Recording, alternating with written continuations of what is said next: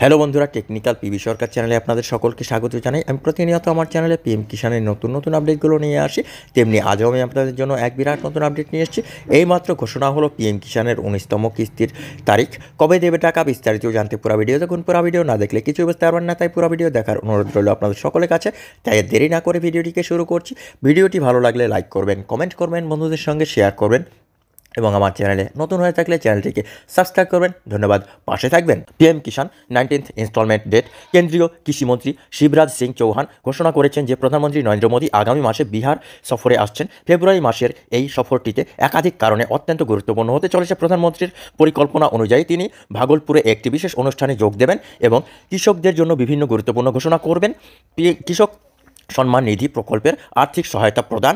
শিবরাজ সিং চৌহান জানিয়েছেন যে প্রধানমন্ত্রী মোদী তার সফরের সময় প্রধানমন্ত্রী কিষাণ সম্মান নিধি প্রকল্পের আওতায় কৃষকদের আর্থিক সহায়তা দেবেন। এই প্রকল্পের মাধ্যমে দেশের কৃষকদের সরাসরি ব্যাংক অ্যাকাউন্টে অর্থ স্থানান্তরিত করা হয়, যা তাদের কৃষিকাজের জন্য বিশেষভাবে সহায়ক।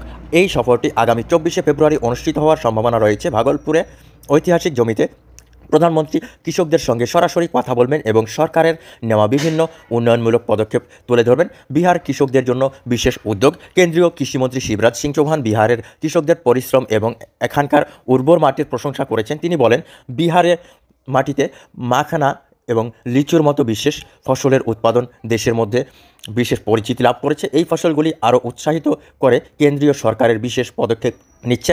মাখানা চাষের মেশিনের ব্যবহার। মাখানা চাষের প্রচলিত পদ্ধতি অনেক পরিশ্রম সাপেক্ষ।